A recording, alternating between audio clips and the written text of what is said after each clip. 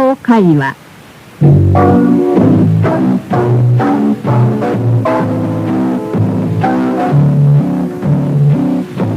Hello everyone, welcome back to our English conversation program. It's another Saturday. I'm very delighted to be presenting the guest hour again together with Ruth Higgins. Hello everyone. It's certainly a pleasure to be here and to welcome this month's guest, Mr. Paul Joadan, who's a former high school teacher, a former flight navigator, and is now a student of the Japanese culture and language.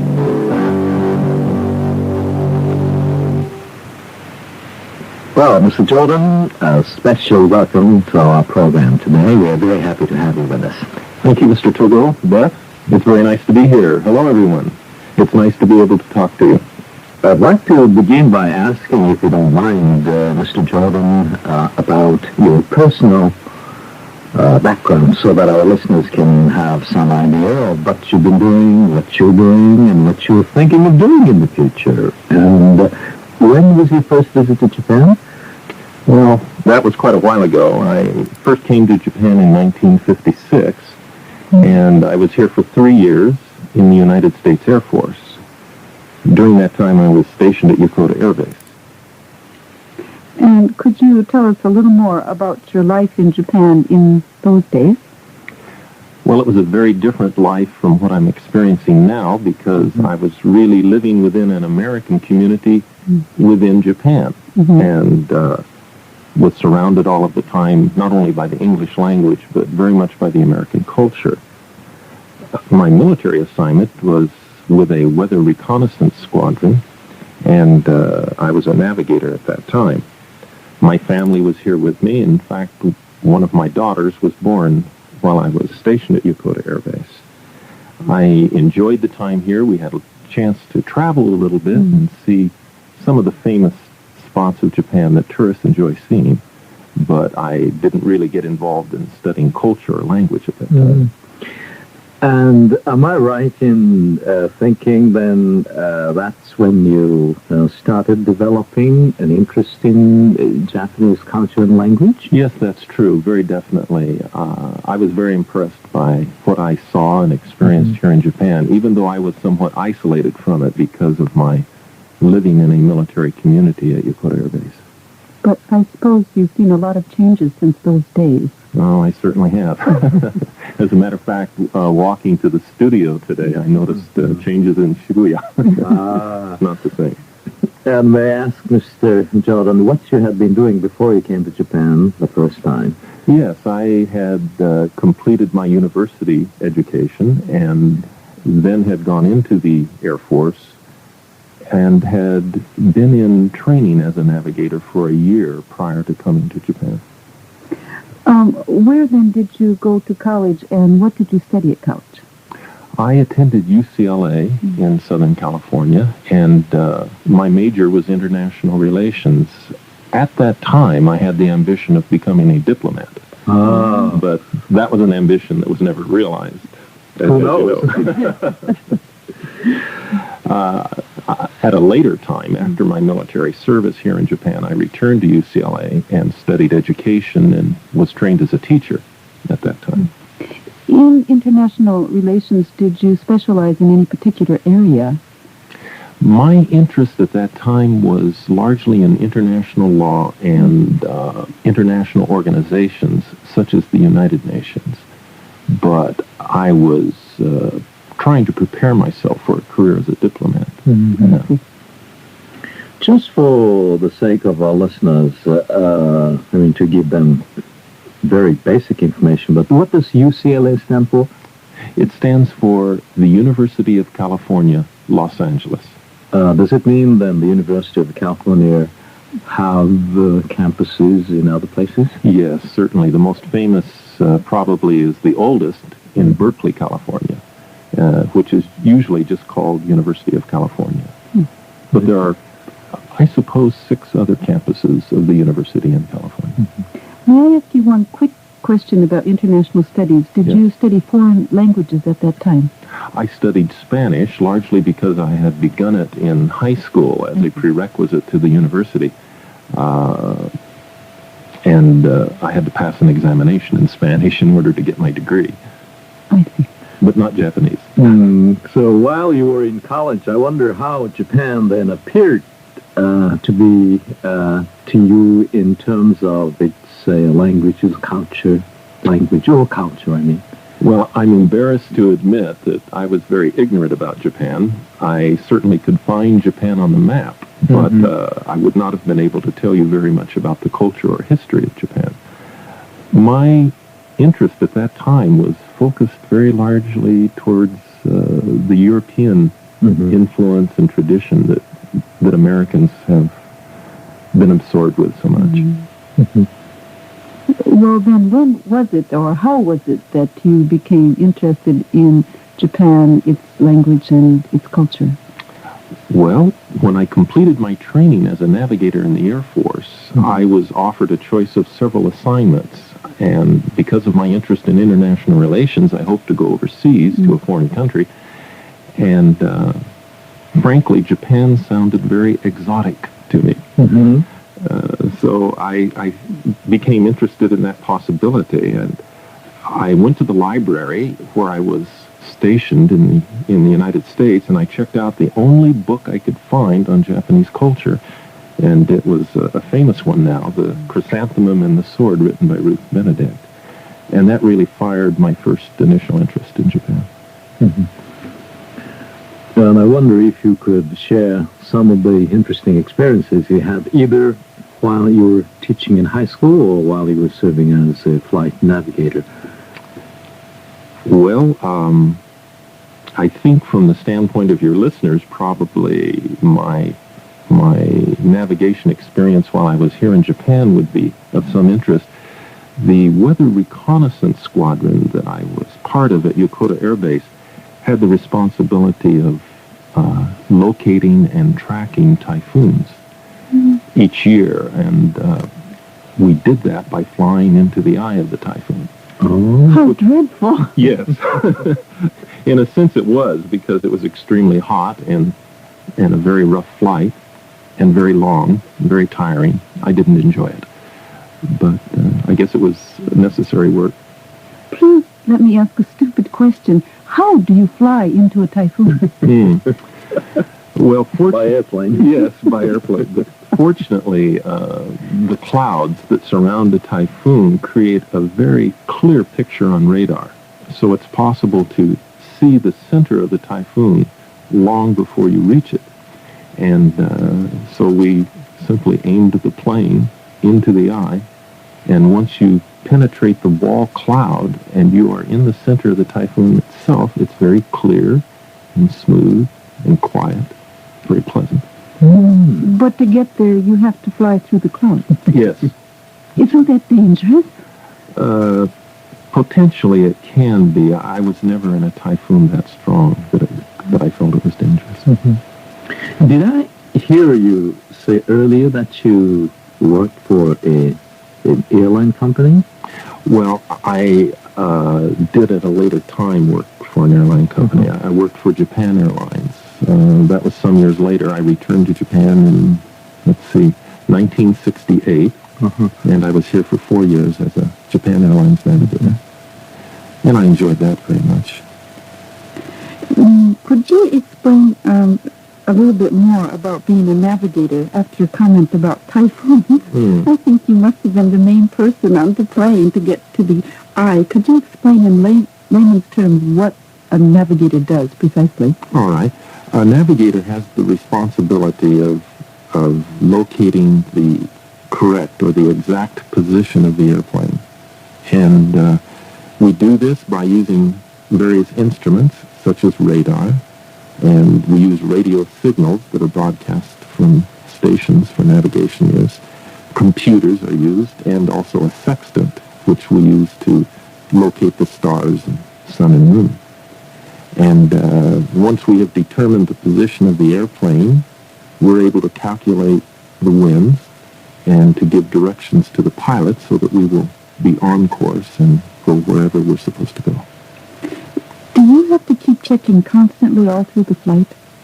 Not really. It's normal to check the position of the aircraft every 30 minutes perhaps. Between those fixes, is what we call that when you determine the exact position of the airplane, between those fixes, you are monitoring various instruments which would indicate a change in the wind, for example.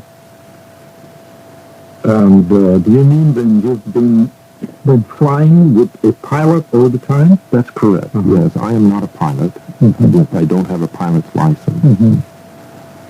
So my job is a very specialized one, quite different from the pilot's.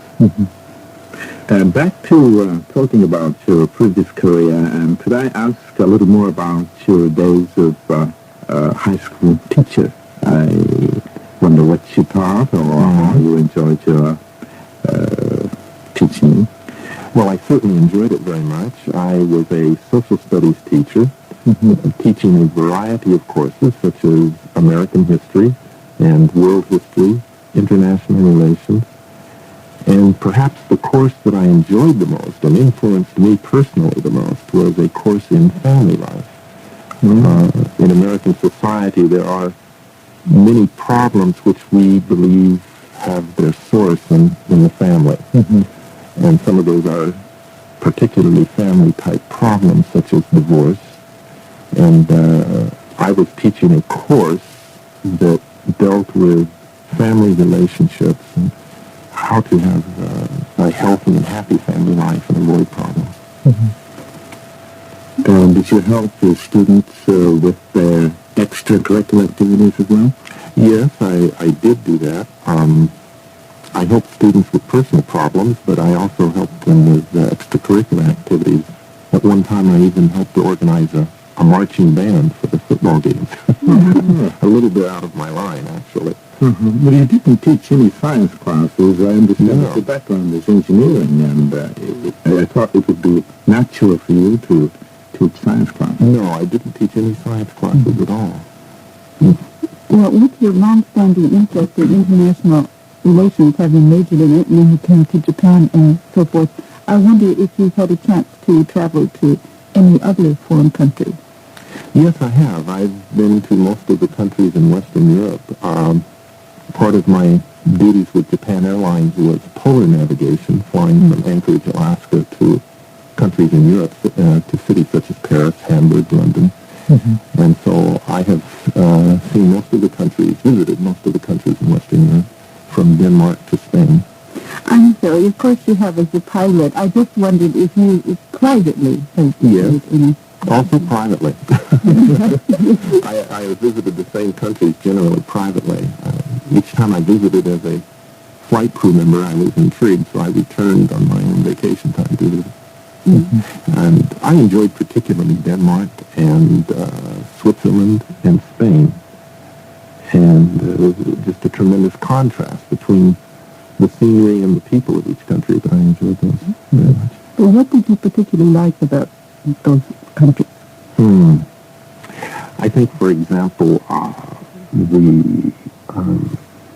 the Spanish ability to relax and to enjoy a good time appealed to me very much. I think certainly the scenery and the skiing in Switzerland intrigued me. And in Denmark, I was impressed by the energy of the people and their friendliness. And I don't think you have much free time, but let me just ask you about your hobbies. Well, my primary interest as a hobby, I suppose you would call it, is skiing. I enjoy skiing very much, and I look forward to enjoying skiing in Japan. But it came to the right place. Yes, the right country. Well, I'm afraid, Mr. Jordan, we're running out of time, and we have to conclude today's program. But just before we say goodbye, can I ask you to come again next week, Mr. Jordan? Oh, certainly. I'd be very happy to. We're glad to hear that. We're certainly looking forward to finding out what you're doing in Japan now. Okay, everybody, this concludes today's guest hour. Join us next week. Till then, so long. Bye for now. Goodbye.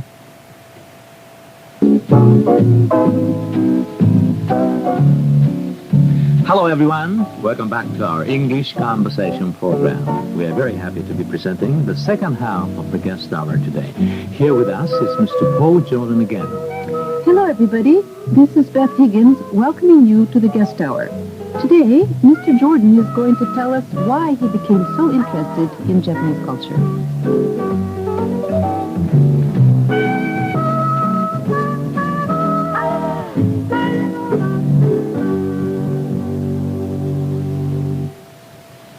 Okay, Beth, why don't you begin by summing up what we talked about last week? All right. For those of you who were unable to join us last time, let me briefly talk about the first half of the interview.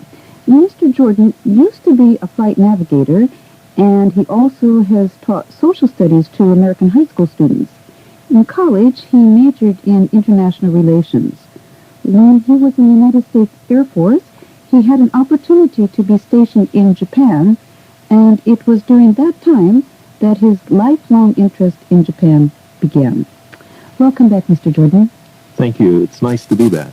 It's certainly nice to have you. And I'd like to begin the questions today by asking you something about your daily life now in Japan. How does your typical day go? Well, I'm studying Japanese language 5 days a week. I'm in class for 3 hours each morning. And then typically in the afternoons, I'm teaching English in order to support myself, to live. When you are studying Japanese, are you studying both spoken and written Japanese? Yes, so the emphasis is definitely upon conversation, upon spoken Japanese. We have learned to read and write the kana, both varieties, and also we're learning to read approximately 300 kanji. But the emphasis there is on reading, not writing. I think we're going to ask about your study of Japanese, but can I just ask you now briefly, what do you think is the most difficult thing about the study of Japanese? That's a tough one to answer because there are so many difficult things. It's a common concern for Western students of Japanese to learn to read and write kanji. That is very, very difficult. Though it does help to be here in Japan where you're surrounded by kanji every day and advertisements and that sort of thing. I think probably the other major difficulty is the complexity of the language in the sense of levels of politeness, for example, and in the tremendous difference between what you might call polite and correct classroom Japanese and the real Japanese that is spoken every day on the street. That's a tough thing. I can see that. Well, you may have answered this question partially earlier, but among the hundreds of things you could have done after your retirement, I still wonder what made you decide to come back to Japan and to live, can I ask? Well, certainly my enjoyment of Japan during my previous 2 stays here was a major factor. I had many, many fond memories of Japan. My children enjoyed the time here very much. My wife enjoyed the time here. And so we always had the feeling we wanted to return, not simply, for example, as tourists or visitors, but we wanted to be able to live here once again for an extended time. At the present time, I feel that Japan has become tremendously important in world affairs. The economic relations between Japan and the United States are very, very important to both countries, and I'm concerned about the language and cultural barriers between our two societies. And these things all contributed to my desire to return again. Well, I assume that when you decided to come and live here, it's a big decision, and so I'm sure that it was a family decision. Would you mind telling us a little more about your family's opinion about living here and making a quite big decision to move here after retirement? Well, my children are grown and independent now, so they weren't involved in this decision, but of course my wife was. I might say that probably the most serious disagreement my wife and I have ever had was when we decided to leave Japan in 1972 and go back to California. She really wanted to stay, and she was quite disappointed that we left. But at that time, I felt it was necessary for my teaching career. So she's very happy to be back here again. So she's been looking forward to this day all along. Very much. Very much. very much. Is she also taking lessons in Japanese as well? Yes, she is. Fortunately, we share so many interests together, and that includes studying Japanese. Oh, that's wonderful. May I ask, do you ever speak to each other in Japanese? I wish you hadn't asked that. Oh, I'm sorry. That we should, but frankly, not very much. I see. Well, after arriving in Japan sometime last year, and I wonder what some of the problems you have faced in the process of getting settled in Tokyo or getting adjusted to the new mode of life here. We certainly noticed a marked increase in the cost of living since 1972. I'm not surprised. Yes, so we certainly have had to make some adjustment to that, and it's been financially difficult.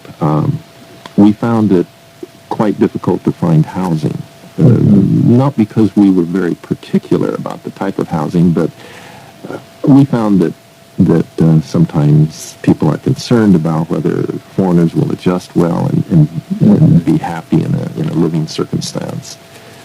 But that worked itself out, and we have adequate housing now. May I ask, do you happen to live in a Western-style housing, or do you happen to have tatami in your home? Tatami. I see. That's my choice. I see. You have been in Japan twice before. This is your third time, so I don't know if this has been any problem for you or not, but have you had any cultural shock, so to speak? Not really. The closest thing to a cultural shock is to see the increased Western influence, particularly in Tokyo. I'm just astonished at the ability of young Japanese women to dress in Western clothes with flair and style, and it's just so much more natural to them today than it was 15 years ago.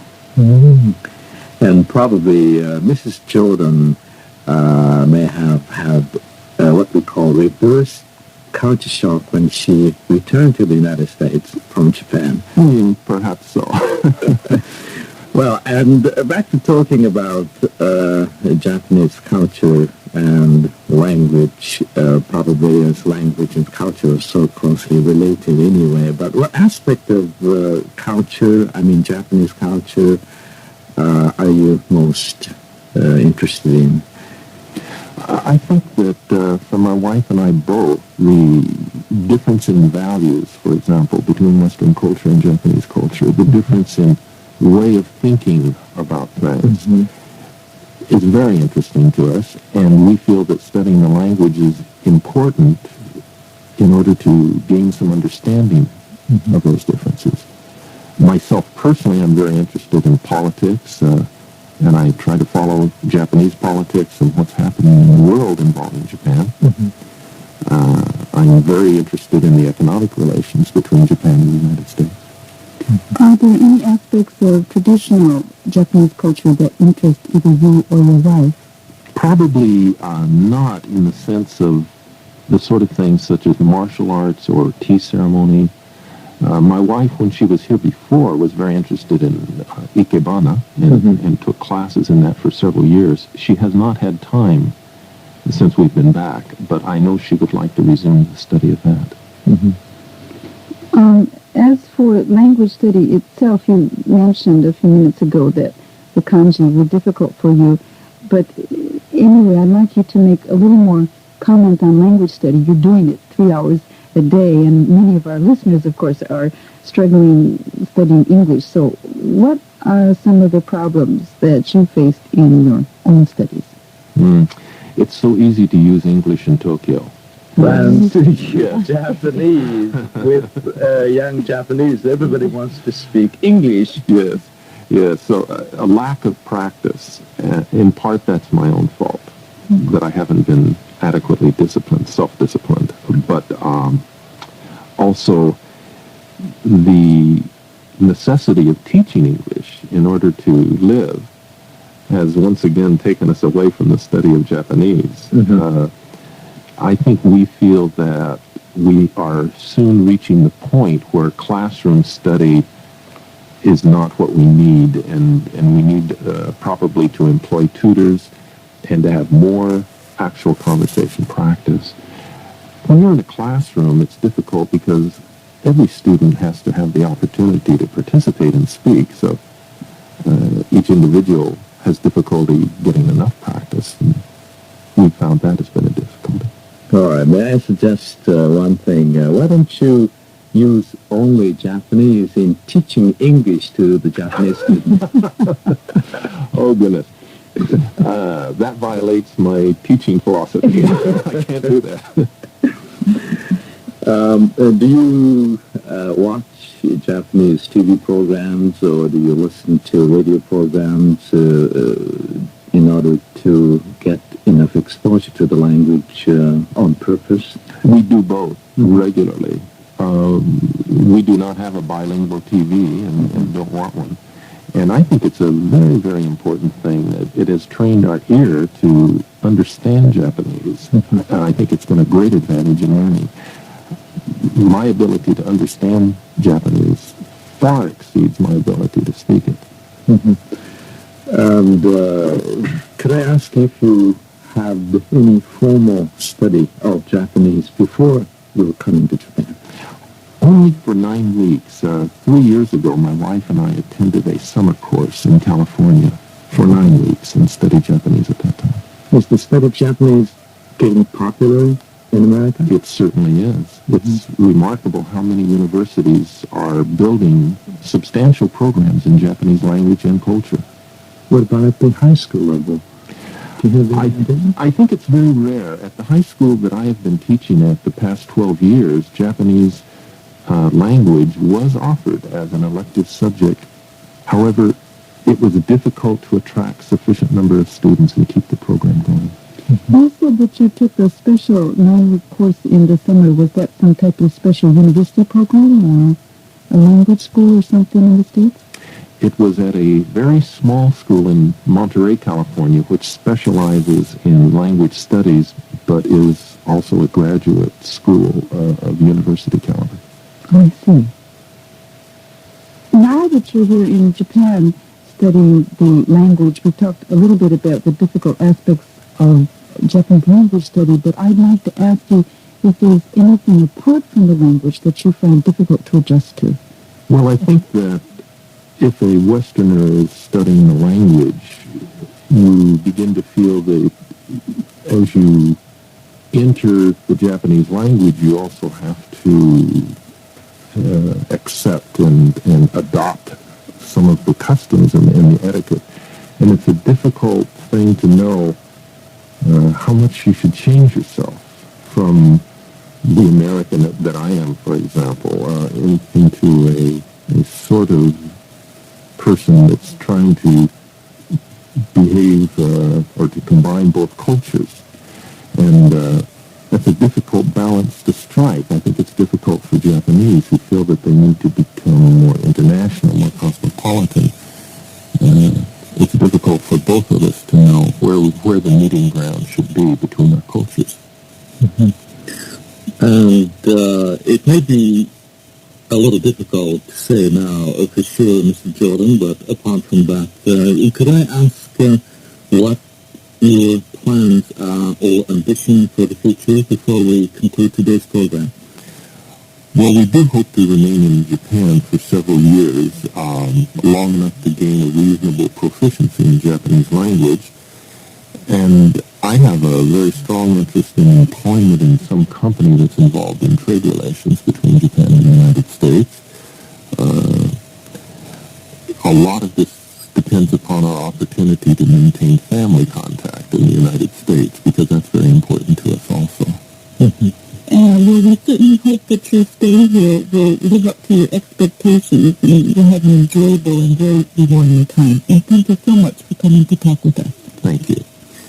Thank you very much for coming, and everybody, this concludes today's guest hour. Be sure to join us again next time. Till then, salam. Goodbye, everybody. Goodbye.